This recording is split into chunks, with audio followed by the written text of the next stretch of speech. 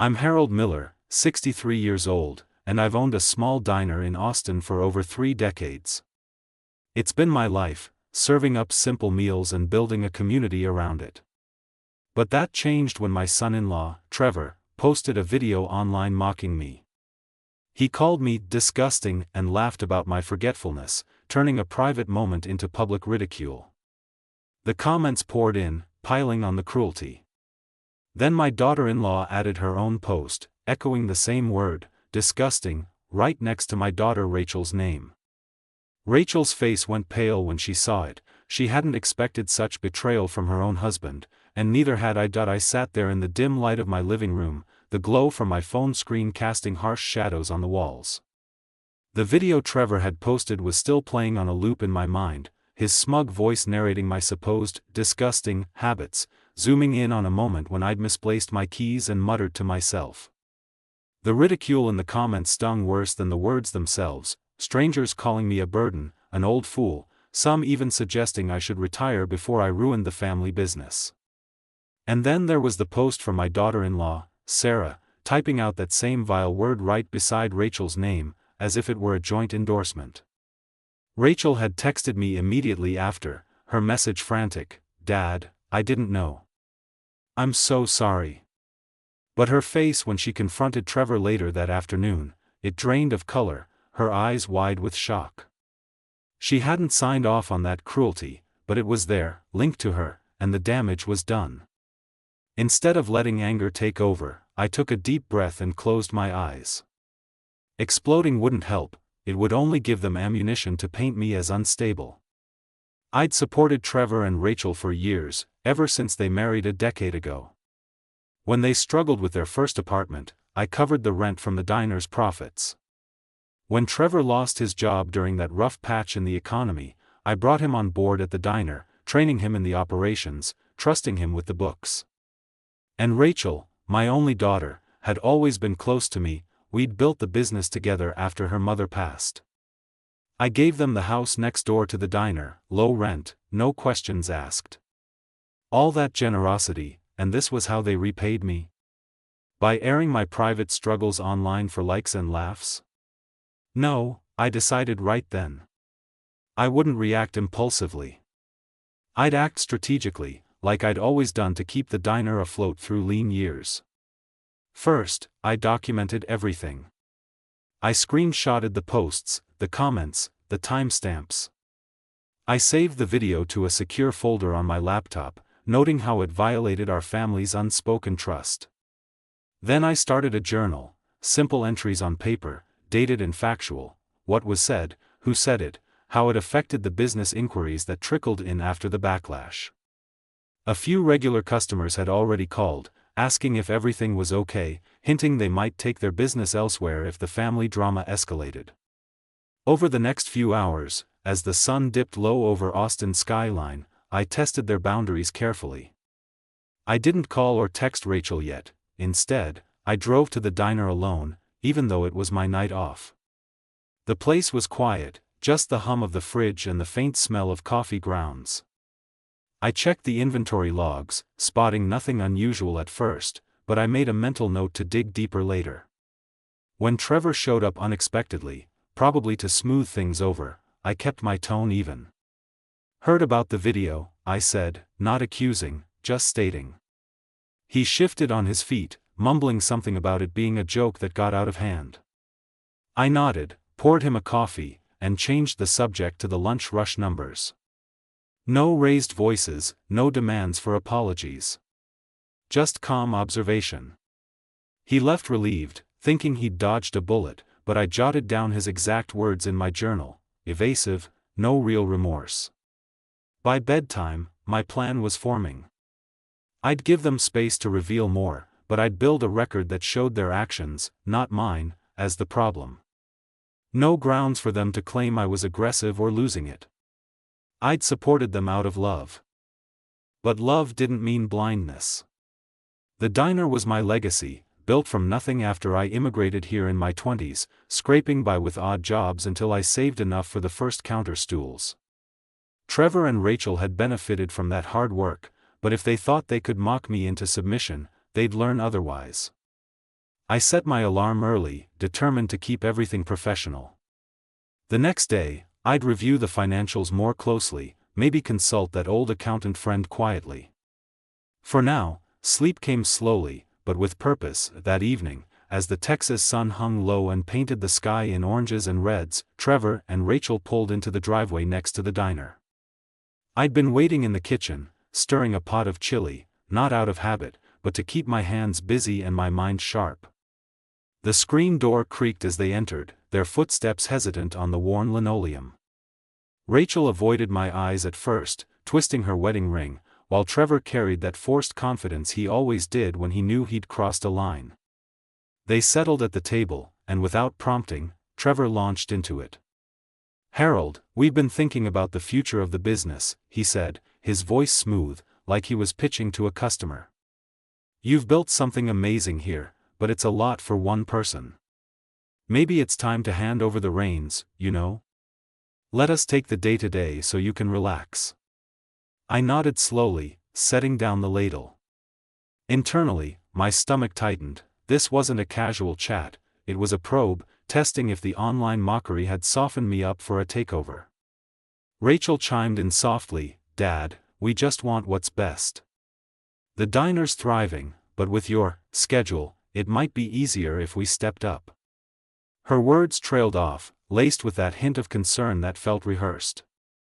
I remembered all the times I'd bailed them out, the down payment on their car from diner savings, the quiet loans during Trevor's failed side ventures, even covering Rachel's medical bills after her scare last year.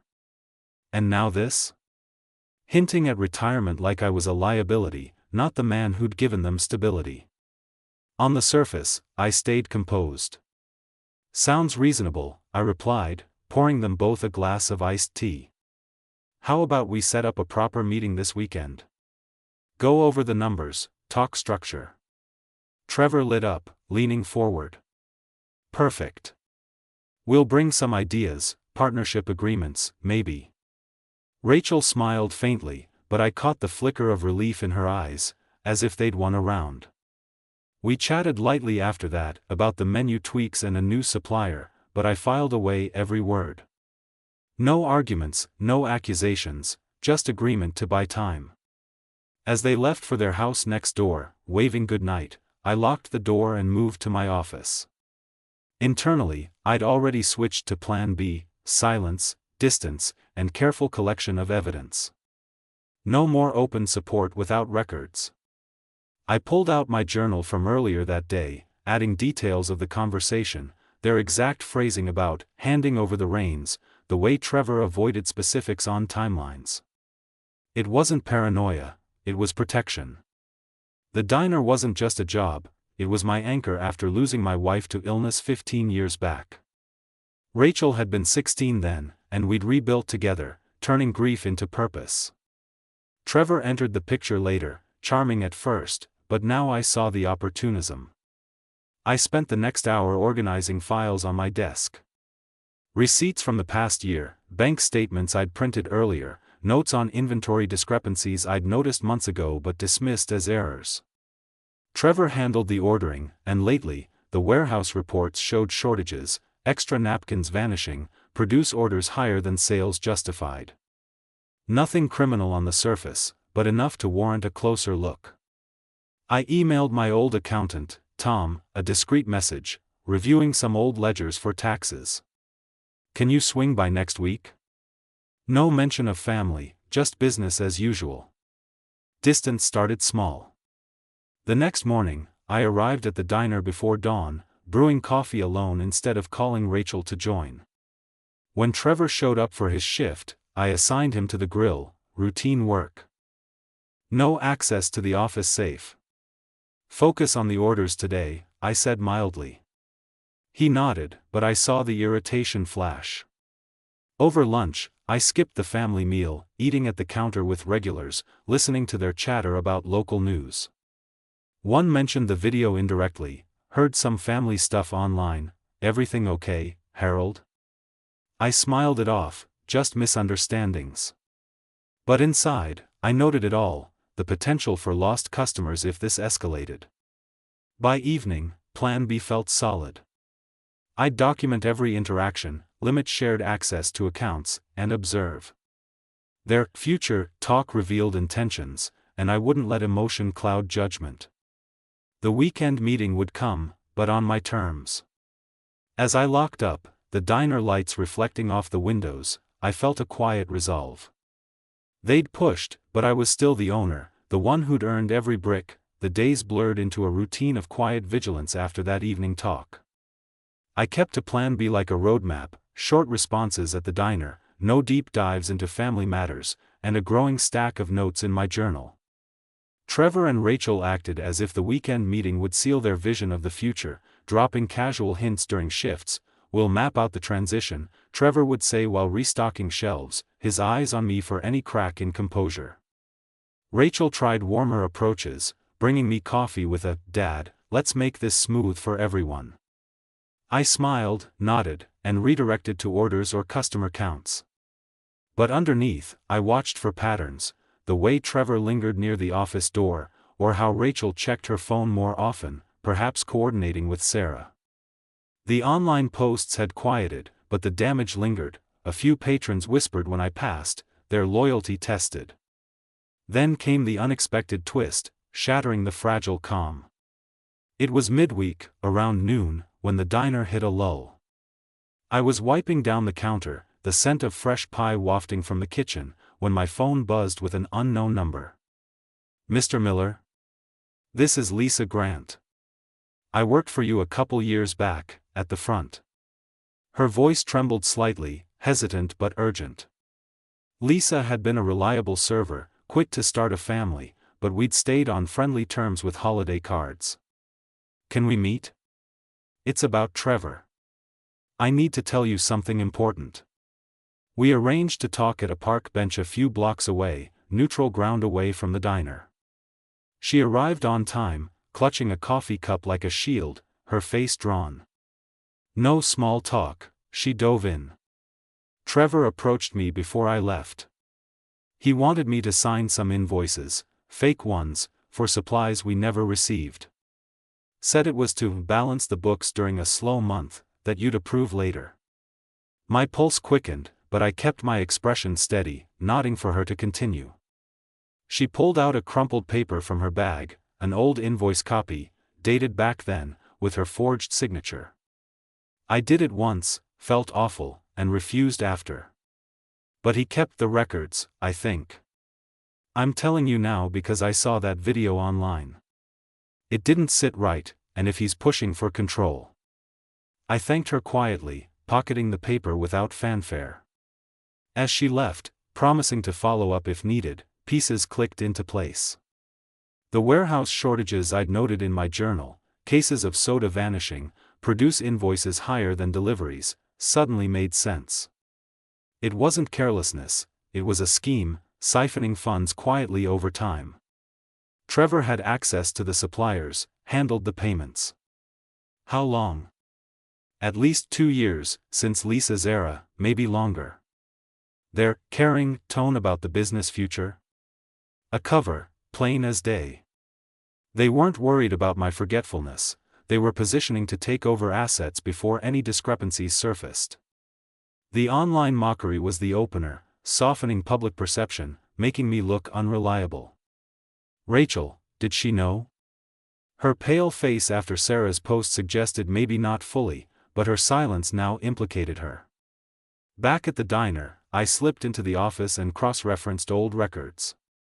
Sure enough, patterns emerged, inflated orders matching slow periods, payments to a shell vendor Trevor had set up.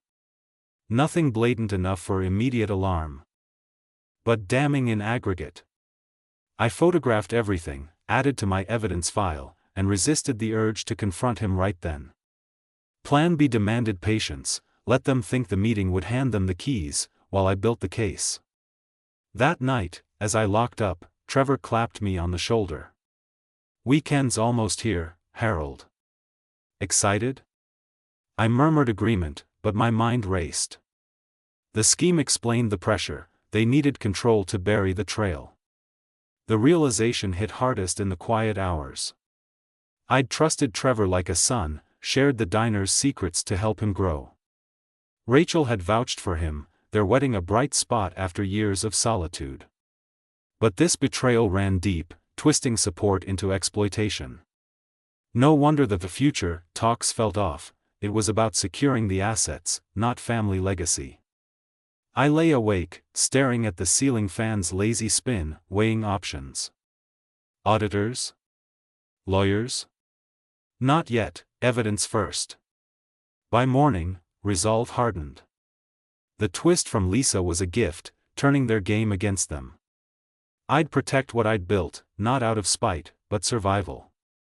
The diner, the home, all of it, mine by right, not theirs to steal. The morning after Lisa's confession, I woke before dawn, the Austin air cool and crisp through the open window. Sleep had been fitful, my mind replaying the invoice details and the shortages that now screamed scheme. No time for dwelling, I needed action, solid and irreversible. The diner could wait. First, I'd protect it all. I dressed quickly, skipped the usual coffee ritual, and drove straight to my attorney's office downtown. Mark Reynolds had handled my affairs since the early days, a no-nonsense type who'd seen me through the will after my wife's passing. I called ahead, "Mark, emergency meeting. Family business." He cleared his schedule without questions. We met in his conference room, papers spread like a battlefield map. I laid it out factually, no rants, just the posts, the conversation hints, and now Lisa's tip on the invoices. "They're angling for control," I said, sliding over the photos of records. "I need to lock everything down. Trust structure, lifetime control, no family beneficiaries." Mark nodded, his glasses perched low, jotting notes. We worked fast. By mid-morning, the Miller Family Trust took shape. I named myself sole trustee for life, with full authority over decisions. Assets poured in, the diner property, the house next door, business accounts, even the small investment portfolio from years of scrimping. After me, it all flowed to the San Antonio Food Security Fund, a charity I'd admired for feeding families in need, no strings to kin. Rachel and Trevor? Not mentioned. No shares, no inheritance clauses. The real estate transferred out of personal ownership, shielded from claims. Accounts locked to my oversight only, with Mark as backup. It felt like drawing a line in the sand, but quietly. Signing the documents, I exhaled, relief mixed with a pang for what this meant for Rachel. She'd been my world after her mother, helping expand the menu, charming customers. But trust eroded by actions, not blood. Mark filed everything electronically by noon, the trust irrevocable. "This protects you, Harold," he said, shaking my hand. "Any push for conservatorship? They'll hit a wall." I thanked him, paid the fees from a personal check, and left with copies in a locked briefcase. Back home, I updated my journal, trust established, assets secured, date and details noted. No fanfare, just fortification. The afternoon brought the test of normalcy. I arrived at the diner as usual, apron on, greeting staff with steady words. Trevor was at the register, counting tips. He glanced up, expectant. "Morning, Harold. Ready for the weekend?" I nodded, busying myself with prep. "All in good time." Rachel joined later, her smile tentative, carrying a folder, probably their ideas for the meeting. We worked side by side, plating orders, but I kept distance, no shared confidences, just business chatter. Inside, the trust's weight anchored me. Their scheme, whatever its scope, couldn't touch the core now. The shortages? I'd loop in auditors soon, but on my timeline. As the lunch rush peaked, a regular. Old Mr. Jenkins leaned in over his burger. "Heard rumors about family trouble. You holding up?" I chuckled lightly. Nothing a good meal can't fix. But it reminded me, the public face mattered.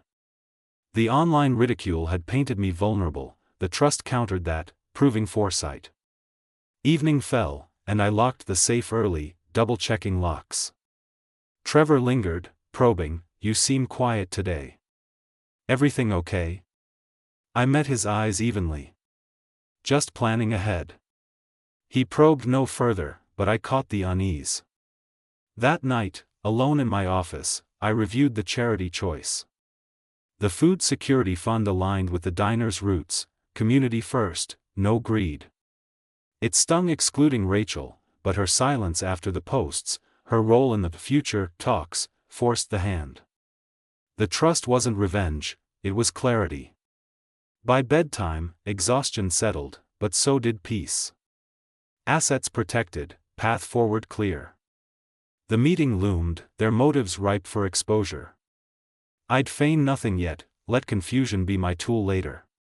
For now, the diner's future rested secure, beyond their reach, with the trust locked in place. I shifted tactics the next day, feigning mild confusion to draw out their true motives. It wasn't hard to slip into the role, after all, the online mockery had latched onto my occasional lapses, like forgetting where I'd left my notepad or mixing up supplier names. But now, I'd use it strategically, without overplaying to avoid suspicion. I started small at the diner, arriving a bit later than usual, my keys jingling as I fumbled them twice before unlocking the door. Trevor was already there, sorting mail at the counter. "Morning," I said, blinking as if puzzled. "What day is it again?" "Feels like Tuesday." He paused, eyeing me, then smiled thinly. "It's Wednesday, Harold. Big day coming up." I nodded slowly, repeating, "Wednesday, right. Where do we keep the extra aprons these days?" He pointed to the hook by the kitchen, same spot for years, but I shuffled over deliberately, muttering about changes. Rachel arrived soon after, her arms full of grocery bags for the pantry. She set them down and hugged me lightly. "Dad, you okay? You seem a little off." I tilted my head, asking, "Off? Oh, just wondering, did we order the flour last week, or was that the week before?" She exchanged a glance with Trevor, then assured me it was handled. Throughout the morning prep, I kept it up, mixing up the coffee blend instructions I'd known by heart for decades, asking twice about the lunch special. "Is it the chili today, or the stew?" No frustration in my tone, just mild bewilderment, the kind that invited concern without demanding it. They responded politely at first, Rachel guiding me gently, Trevor fetching items I couldn't find. But I noted it all in my journal during a quick break, their patience thinning, Trevor's sighs, Rachel's worried frowns. It painted the picture they wanted, me declining, them as the steady hands. The day dragged on with customers filtering in, the diner's hum masking my observations. A regular asked about the weekend specials. I hesitated, turning to Trevor. "What are we running again?" He answered smoothly, but later, when I forgot to log a delivery note, he snapped quietly, "Harold, focus, it's important." I apologized meekly, retreating to the office to photograph the exchange on my hidden phone recorder. No aggression from me, just the fog they could exploit. By closing time, exhaustion from the act settled in, but purpose drove me. As the lights dimmed, I lingered outside their door next door, the shared wall thin enough for voices to carry on quiet nights. I told myself it was a walk to clear my head, but really, I positioned near the porch, ears tuned. Their discussion started muffled, then sharpened. "He's slipping more," Trevor said, his tone clipped. "That confusion today? Perfect for the evaluation." Rachel's voice followed, hesitant. "Evaluation? You mean, conservatorship?" A pause, then Trevor, "Exactly. We get a doctor to assess, document the forgetfulness. It accelerates everything, the business transfer, assets under our management. No more waiting for him to hand it over willingly." My blood ran cold, but I stayed still. Breath shallow. Rachel pushed back slightly, "But Dad's not that bad. The posts were a mistake, Sarah shouldn't have," Trevor cut in, "Mistake or not, it sets the narrative. He's unstable, we're caring." With the rescue plan at the meeting, we tie it together. Conservatorship gives us control now, before he locks us out. Not concern in their words, not a word about my well-being or the diner's legacy. It was strategy, cold and calculated, banking on my supposed decline to seize the reins. The scheme with invoices? This was the endgame, using my feigned lapses to justify takeover. I slipped away before they noticed, heart pounding but mind racing ahead. Back in my room, I added every detail to the journal, timestamps, quoted phrases, the conservatorship mention. It confirmed everything, Lisa's confession, the shortages, the future hints. Their caring facade cracked wide open. No violence in my thoughts, just resolve to counter. The trust shielded the assets, but this plot demanded exposure. Sleep came in fits, the ceiling fan whirring like a warning. By morning, I'd compile it all for the meeting, calm revelation, not confrontation. They'd pushed for control, now they'd face boundaries on my terms. The weekend arrived with clear skies, but tension hung thick as I set the table in the diner's back room for our meeting. I'd prepared quietly, financial records copied, trust documents ready, evidence file organized. Trevor and Rachel entered on time, carrying their rescue plan folder, smiles polished but eyes calculating. We sat, coffee steaming between us. Trevor opened strong. Harold, we've outlined a solid transition. You step back gradually, we handle operations, and everything stays in the family. Rachel nodded, adding, it's for the best, Dad, your health, the business future. I let them finish, then spoke calmly. Appreciate the thought. But I've acted already. The assets, diner, house, accounts, are in the Miller Family Trust. I'm trustee for life. After that, it goes to the San Antonio Food Security Fund. Their faces shifted, Trevor's jaw tightened, Rachel's eyes widened. I continued evenly, financial records? Sent to auditors and my attorney this week. Including those warehouse shortages and the fake invoices from years back. Rachel pulled out her phone, scrolling to her message, he's disgusting, and paled, the color draining as realization hit. The narrative they'd built online, the feigned concern, all documented now, irrefutable. Control slipped from their grasp, the trust made takeover impossible. From here, I said, voice steady, we talk apologies and boundaries. No more schemes, no conservatorship plays. The diner's mine to protect, let's rebuild trust, or part ways cleanly. Silence fell, their plan crumbling. For the first time, true accountability loomed.